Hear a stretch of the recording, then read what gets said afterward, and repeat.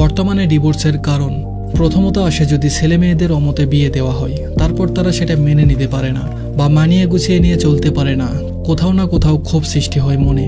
এটার জন্য বাবা মা দায়ী থাকে, কারণ কখনো ছেলে মেয়ের ইচ্ছের বিরুদ্ধে বিয়ে দেওয়া উচিত নয়। দ্বিতীয়ত, সংসার করতে গেলে দুজন দুজনকে বোঝা দরকার, দুজন দুজনের কাছে গুরুত্ব থাকা দরকার, আর তাদের সম্মান করা দরকার, কিন্তু এখন এই জিনিসটা একদম কমে গেছে। তৃতীয়ত, এখন মানুষজন সোশ্যাল মিডিয়াকে বেশি সময় দিচ্ছে নিজের প্রিয় মানুষটার থেকে, আর সোশ্যাল মিডিয়া দেখে অনেক কিছুই নিজের মনে এক্সপেকটেশন তৈরি হচ্ছে, যেগুলো হয়তো না পেলে কোথাও না কোথাও একটা সমস্যা সৃষ্টি করছে। চতুর্থত, পরকীয়ার কারণে মানুষের চাহিদা এতটা বেড়ে যাচ্ছে যে নিজের পার্টনারকে অনেক সময় গুরুত্ব না দিয়ে অন্যদের বেশি গুরুত্ব দিয়ে ফেলা, তারপর পরকীয়ায় জড়িয়ে পড়া, সংসারে অশান্তি শুরু হওয়া, এটাও একটা গুরুত্বপূর্ণ কারণ।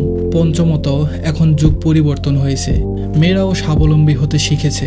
অনেক সময় কাজের দিকে মন দিতে গিয়ে সংসারকে সময় সঠিকভাবে দিতে না পারায়, দুটোকে একসাথে ব্যালেন্স করতে না পারায় অনেক সময় এটাও কোথাও না কোথাও একটা দূরত্ব তৈরি করছে।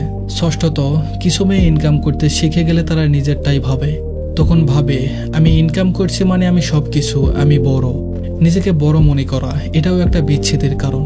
সপ্তমত, ধৈর্য শক্তি কম থাকা, যা এখনকার জেনারেশনে চলে এসেছে। একটু কোনো সমস্যা হলেই সেখান থেকে মানুষজন বেরিয়ে আসতে চায়, নিজের মতো বাঁচতে চায়, তাই সংসার করতে গেলে অবশ্যই ধৈর্য শক্তি থাকা দরকার।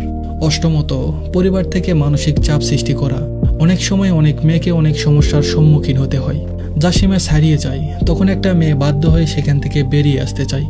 নবমত, অতিরিক্ত চাহিদা, অতিরিক্ত চাওয়া পাওয়া, স্বামী অথবা স্ত্রী অনুগত না থাকা, সেলফ ডিপেন্ড মনে করে নিজের ইচ্ছে মতো যা ইচ্ছে তাই করা, অন্যদের প্রাধান্য না দেওয়া।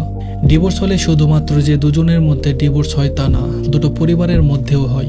তার সাথে যদি বাচ্চা থাকে তাহলে সব থেকে ক্ষতি হয় সেই বাচ্চাটার, কারণ সে হয় মায়ের ভালোবাসা থেকে বঞ্চিত।